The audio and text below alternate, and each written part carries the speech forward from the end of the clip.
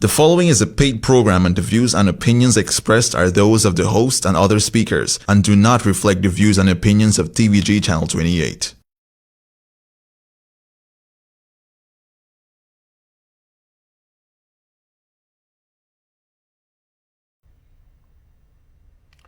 Pleasant good evening to you. Thank you again for joining me on this program in Retrospect.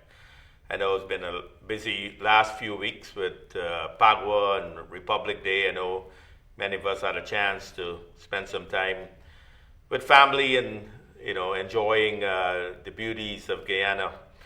But also, when I look back at today, I was reading a history of just 3 years ago today. If you remember, Mingo tried to declare for a second time some false election numbers, and when the PNC and APNU tried to steal our election. It was just 3 years ago when Mingo tried to initiate the stealing of elections by rigging the numbers that was being presented on a bed sheet. And as you think about it, it's not that long ago that democracy was tested and democracy won. What it told us in 2020, that Guyanese across our nation will stand up for democracy. We would not allow any of the rig that was going on in 2020 to what just happened recently. When you have to have the president of your country, the president of our nation, His Excellency Dr. Ali, to have to go on national television and speak about incidents, and then incidents particularly that happened last week, tells us that it's not something none of us as citizens should ignore. And what he had to respond to was basically the PNC, the WPA, inciting racism in our country, inciting terrorism in our country. We as citizens cannot allow, if we just go back to today and remembering how the APNU and PNC tried to steal democracy and steal the elections out from under our eyes. And then recently, 3 years later, have not come up with a plan to be a decent opposition, has not been able to produce any alternative programs to governance. Instead, they're going now to violence and to initiate violence in our country based on racism, based on false narrative, is something that I can tell you, and I've been part of the democracy fight along with many others. We will not allow democracy to fail in Guyana. And whereas we as citizens, when you listen to those rhetoric, or you may think it's just words, or it may be, trying to initiate some form of violence through calling for the public service folks, the military, the police, to turn against the system. When you sit and listen to that, you've got to ask ourselves, do we sanction something like that? Do we laugh at it at home? Do we sit down and believe it's serious? Do we stand up and try to prevent it? What happens? Just think of a simple protest. When a simple protest shuts your business down for no reason at all. When you can't get to work because the roads and the tires are burning. Does that help you? You loses a day pay. He may get a day off, but you loses a day pay. Economics stops during that day. Stores are not open. Taxis and minibuses are not working. People are staying home. The whole economy comes to a standstill. So as a citizen, you've got to say, I do understand. I don't want that to happen. Because ultimately, you've got a nation that is moving forward at a rapid pace. We have to enjoy the peace and tranquility that came about after we took office on the 2nd of August in 2020, after democracy was won, after the rigors And those that come back today realize that the people of Guyana voted them out. It's you and me that voted to ensure that APNU and the AFC never get a chance again to govern this country. By no means, by terrorism as they're trying to incite and racism, no way we will allow that to happen in our nation. And I can tell you, as I travel this weekend on the East Coast, places of Annandale and Enterprise and Paradise and Melanie, I can tell you none of the business people and citizens I spoke with want to see any disruption in our country and especially in the area. So for the opposition to hold a little village hostage, that this village must also be the one to initiate violence. If I was living in that village, I would be very upset. All of us have been given an opportunity across Guyana under the President's One Guyana vision in terms of how governance is established, how we deliver on our commitments to the people. And there are three ways, if as an ex-military person, in the military, we have been taught to align ourselves to a mission. You do the mission until it's completed, until it's successful. Your job is to ensure the mission is completed. That's the military. In the corporate world, it's about a few things. It's about making money, revenues in your company, and it's about customer service, reducing your expenses. So you have a commitment to ensure the success of your company. In government, we run on a manifesto. We run on commitments to the population, to the nation. His Excellency Dr. Ali has committed to delivering on the commitments of the campaign in 2020. What are the commitments he made in the manifesto? And that's what we have to deliver within the 5 years period that he's been elected to do. And that's what we are doing. And as a citizen, we want to make sure that we are benefiting from those commitments. We voted for the government. The APNU folks is the actual folks that kicked out APNU out of government. So APNU lost their own votes that they may or may not have gained in 2015. They lost it in 2020. They were voted out. Guess why? For incompetence. One, incompetence. No governance. 200 plus taxes they put on Guyana. Don't forget, 2015 to 2020, not long ago. Incompetent. They were voted out of office.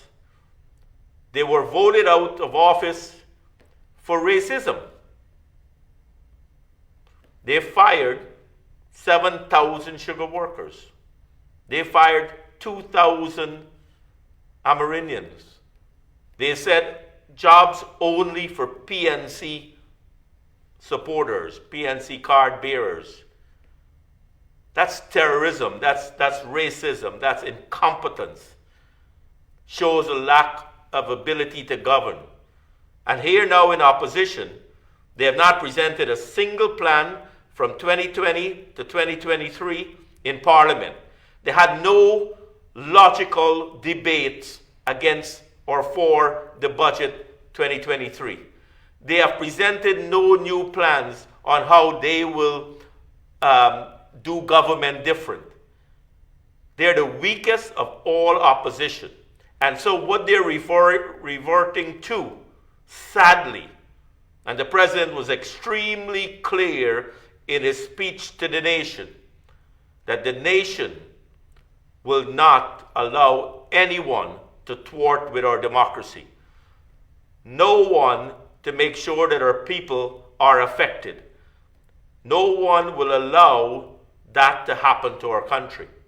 And that's what we've got to look forward to. The fact that a government is ensuring security, the president in outlining his initiatives, for example, on the manifesto, the commitment to delivering, he has talked about 50,000 new jobs. Is it happening? Absolutely. You've seen recently Teleperformance announcing a few thousand new jobs in the call center arena. You've seen the fact that we have 7 currently hotels of international brands and local brands being developed. Thousands of jobs coming in the very, very near future. You saw the fact that government is building out 4 call center shells, 2 in Berbice, 2 in Essequibo, that hundreds of young people will be able to get jobs as these call centers are open. In Region 10, as you know, we have initiated a call center that 100 plus people are being hired today. So the president's commitment to deliver on his promises of jobs happening in front of our eyes. The manufacturing sector starting to boom, the value-added sector in the timber industry. Imagine now we are actually making prefab houses to ship outside of Guyana into the region that is prone to hurricanes and need houses very quickly. We are producing mattresses in Guyana now that is being sold within the Caribbean region. The manufacturing sector, as we bring the gas to shore, which was another major commitment of this administration, to ensure that we have cheaper energy, is coming to shore. We made a commitment to ensure that our infrastructure is upgraded. You've got the new bridge across the Demerara River that have started. You have thousands of new miles of roads being rehabbed or being redone throughout Guyana. You've got new roads being built, the new road from Houston. We have the bypass road from Ogle that is being constructed right now. The infrastructure development across our nation is happening in front of our eyes. That's the commitment of the manifesto. Would you want some jokers out there to want to pick up guns and stop us from getting to a developed country? The fact that we are on a trajectory of growth where every Guyanese is getting a chance to benefit from our wealth across all sectors. That is happening today. Why would you want anyone to stop that? Let's switch a little to local government elections as we are talking about commitments to our nation, what the president and his government has done over the last, less than 3 years. Imagine we have delivered on many of our commitments already. If you remember 2015 to 2020, Granger didn't deliver on anything. He talked about a good life for Guyanese. He gave us a bad life. They talk about, the good life and give us 200 plus taxes. They talk about the good life, fire 7,000 sugar workers. They talk about good life and put taxes on electricity and water and data. They talk about the good life, never did anything for All Boys Town, and they were there a week ago, and they're saying, All Boys Town is bad. The president was there a couple months ago and initiated quite a few infusion into All Boys Town. The point I'm trying to make is, what did they do in the 5 years? How could you 3 years later walk in a community or you go around the country and spread misinformation, both locally and internationally, that people are oppressed? What did you do, PNC, APNU, in your 5 years? Did you not oppress Guyanese? Did you not stagnate our economy? Did you not spend out the reserves in the Bank of Guyana? Did you not have the highest debt ratio to GDP? Did you not raise taxes, 200 plus taxes on us?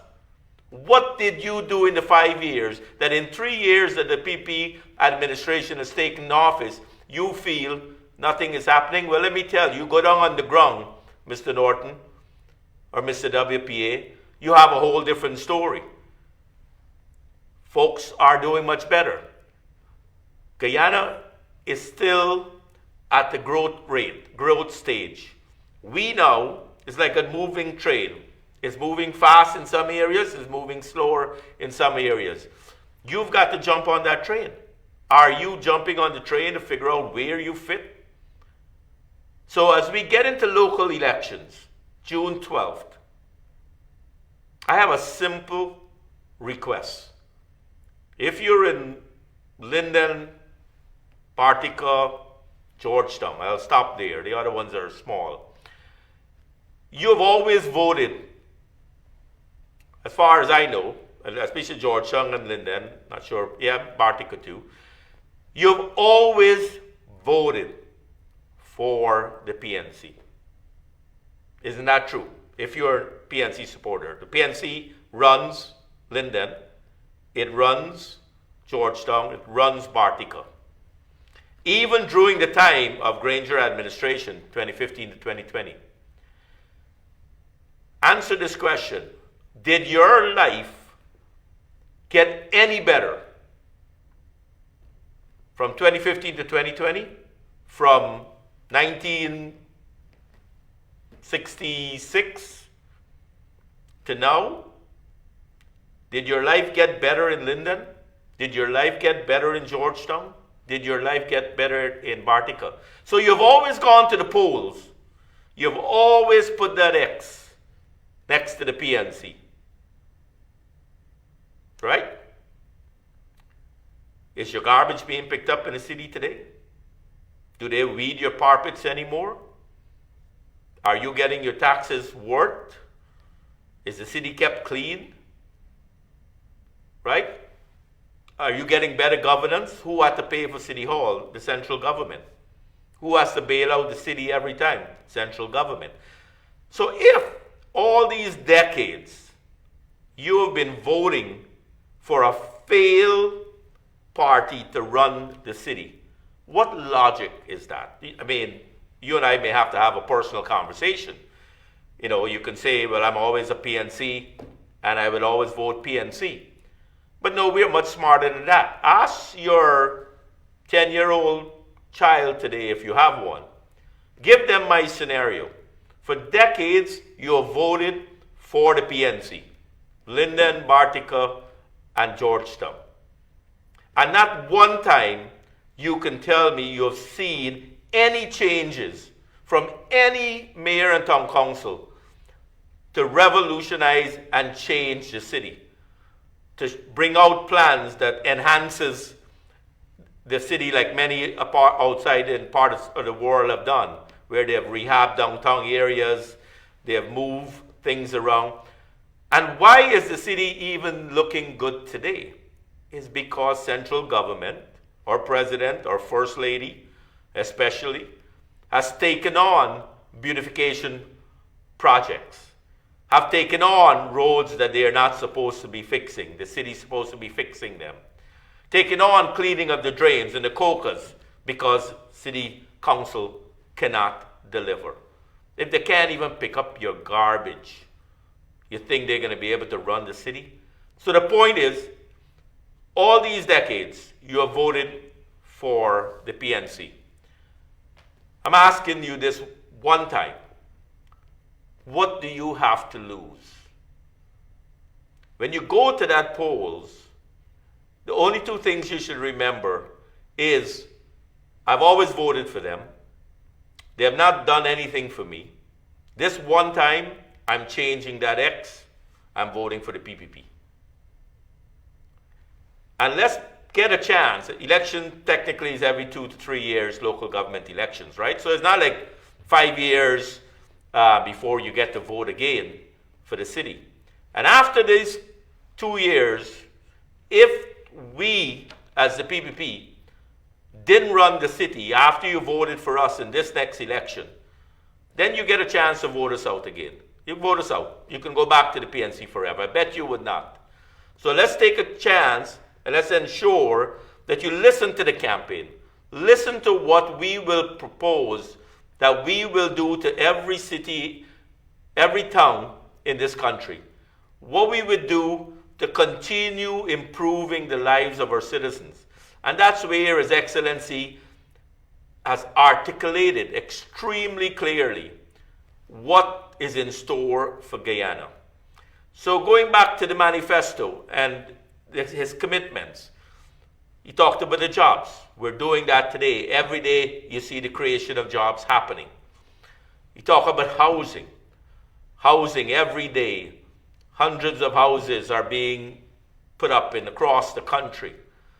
Talk about infrastructure, hospitals.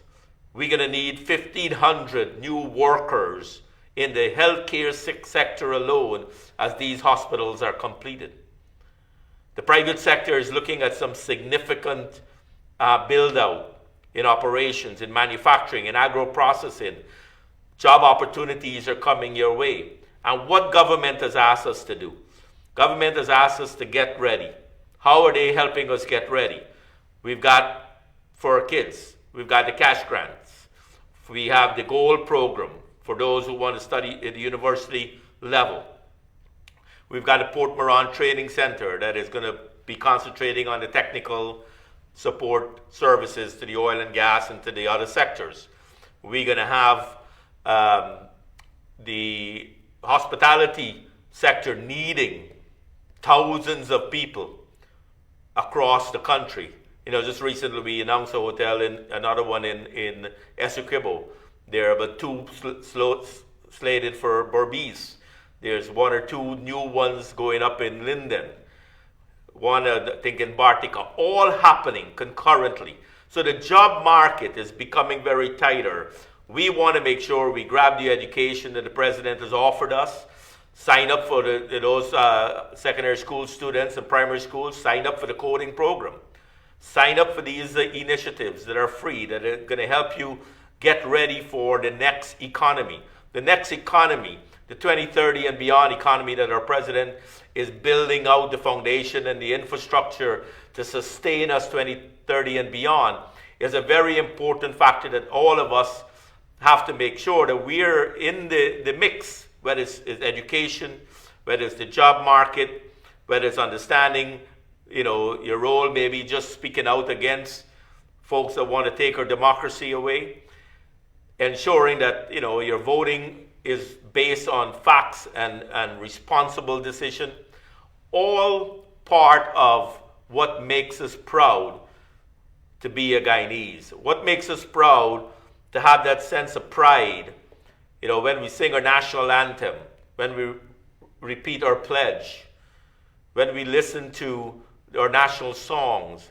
the patriotism, the sense of duty, the commitment to our nation must be there. And if it's there, when we hear the rhetoric of the past, the rhetoric of nastiness, of decisiveness coming out of the mouths of senior politicians in the opposition, that tells us that it's time that we stand up and make sure that Guyana, which is on the move, which is on the growth, which is ensuring one Guyana, the platform for all Guyanese benefit, that's what we want to keep.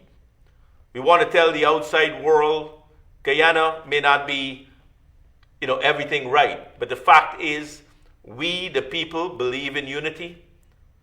We believe in the development of our country. We will stand up and fight for democracy. And each one of us, regardless of our color of our skin, the texture of our hair, how you look, what you believe in, your religious, it doesn't matter. The president has set the stage where all of us have an equal opportunity to continue to develop our nation. So it doesn't matter whether I'm a PPP supporter or a PNC supporter. It matters whether I'm a Guyana supporter. And I will make that decision based on what is best for Guyana. And as what is best for Guyana is the development of our young people, development to ensure that when you look at your 5-year-old child tonight and you kiss them goodnight, you can feel comfortable that their future is in your hands. And if it's in your hands, then you will manage that future today. And in managing that future today, you've got to make sure that our nation never goes through what we went through in 2020, what we went through for decades of dictatorship, what we went through from 2015 to 2020 that shows all of that demonstrated how an economy can become stagnated. We don't want that to happen again.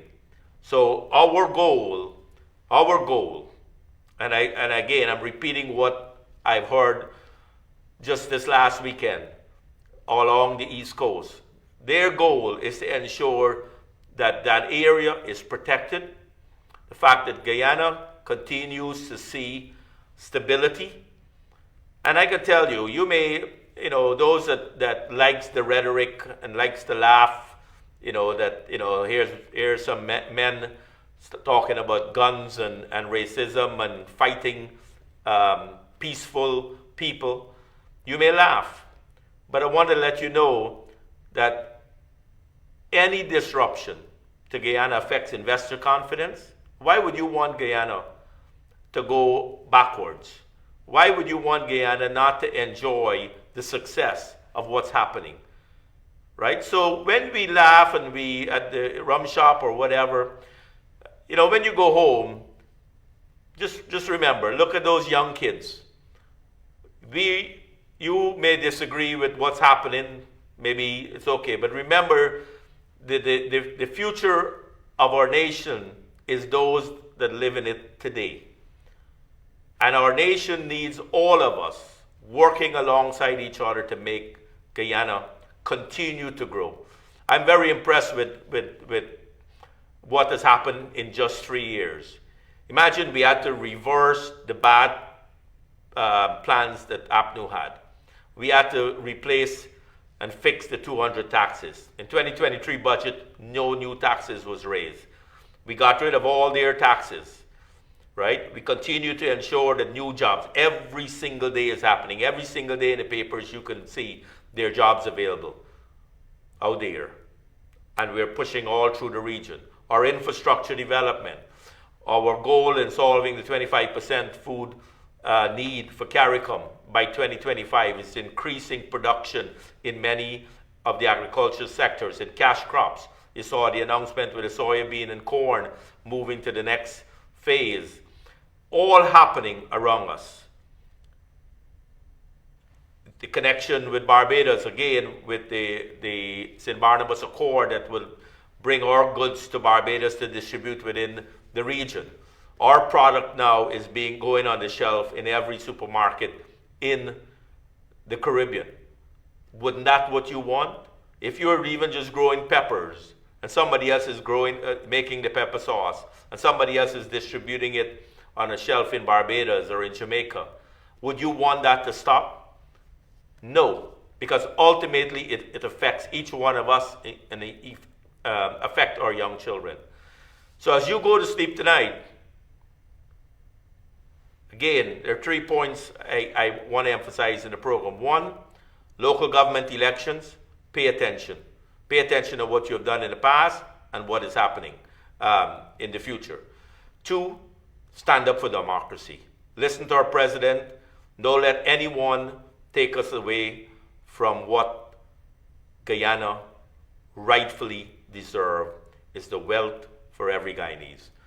So as you look at those young children tonight anywhere, some may be here, some may be on the streets, that's their future that will be affected.